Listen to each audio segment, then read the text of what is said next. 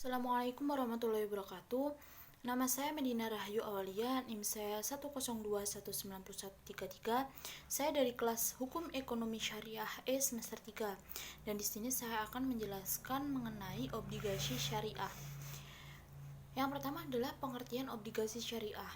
Obligasi syariah itu sendiri yaitu surat berharga jangka panjang yang diterbitkan oleh emiten kepada pemegang obligasi yang kemudian mewajibkan emiten untuk membayar pendapatan kepada pemegang obligasi berupa hasil, margin, atau fee, serta membayar kembali dana obligasi pada saat jatuh tempo.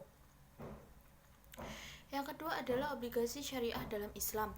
Obligasi syariah dalam Islam diperbolehkan dengan beberapa ketentuan sebagaimana yang tertera dalam Fatwa Dewan Syariah Nasional nomor 32/DSN MUI/9/2002 yang terdapat pada ketentuan khususnya. Yang pertama adalah akad yang digunakan dalam obligasi syariah antara lain adalah mudharabah, salam, istisna, dan ijarah. Yang kedua adalah jenis usaha yang dilakukan emiten adalah usaha yang tidak bertentangan dengan syariat Islam. Kemudian yang ketiga adalah pendapatan bagi hasil investasi yang dibagikan emiten kepada pemegang obligasi syariah harus terbebas dari unsur haram atau harus bersih. Kemudian yang keempat adalah pendapatan bagi hasil yang diperoleh emiten dan yang diperoleh pemegang obligasi syariah harus dilakukan pemindahannya dari emiten kepada pemegang obligasi harus dilakukan sesuai akad yang terdapat dalam syariah, terdapat dalam Islam, yaitu akadnya diantaranya mudharabah, kemudian salam, kemudian istisna dan ijarah. Selanjutnya adalah jenis-jenis obligasi syariah. Yang pertama, obligasi syariah mudharabah. Obligasi syariah mudharabah adalah obligasi di mana pemilik modal menyerahkan atau sepenuhnya menyerahkan modal kepada pengusaha untuk dikelola modalnya. Kemudian nantinya terdapat kesepakatan dalam pembagian keuntungan.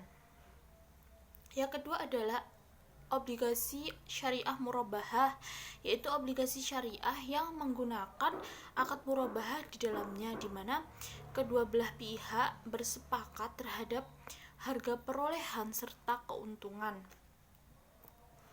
Yang ketiga adalah obligasi syariah musyarakah, yaitu obligasi syariah yang menggunakan akad musyarakah di dalamnya, di mana kedua belah pihak ini ikut aktif dalam mengelola modal. Jadi emiten dan pemegang obligasi syariah sama-sama ikut mengelola modal. Yang keempat adalah obligasi syariah salam, yaitu obligasi yang di dalamnya terdapat akad salam, di mana penerbit obligasi wajib memberikan pendapatan berupa bagi hasil, margin keuntungan kepada pemilik dana dan membayar kembali dana pokoknya setelah jatuh tempo. Yang kelima adalah obligasi syariah istisna, yaitu akad jual beli dalam bentuk pemesanan pembuatan barang tertentu dengan kriteria yang telah disepakati antara penjual dan pemesan. Yang keenam adalah obligasi syariah ijarah, yaitu merupakan akad sewa menyewa di mana terjadi pemindahan hak guna atau manfaat dari suatu barang atau jasa dalam waktu tertentu dengan membayar sewa tanpa disertai pemindahan hak kepemilikan. Yang selanjutnya adalah karakteristik obligasi syariah. Yang pertama adalah obligasi syariah lebih menekankan pada pendapatan investasi, bukan menekankan pada besarnya bunga yang telah ditentukan sebelumnya. Yang kedua adalah mekanisme obligasi syariah berada di bawah pengawasan Dewan Pengawas Syariah dan di bawah naungan Majelis Ulama Indonesia.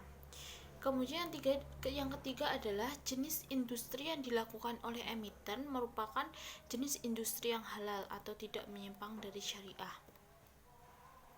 Baiklah, Eh, Itulah penjelasan dari saya. Apabila ada kesalahan dalam saya menjelaskan, saya mohon maaf yang sebesar-besarnya. Wassalamualaikum warahmatullahi wabarakatuh.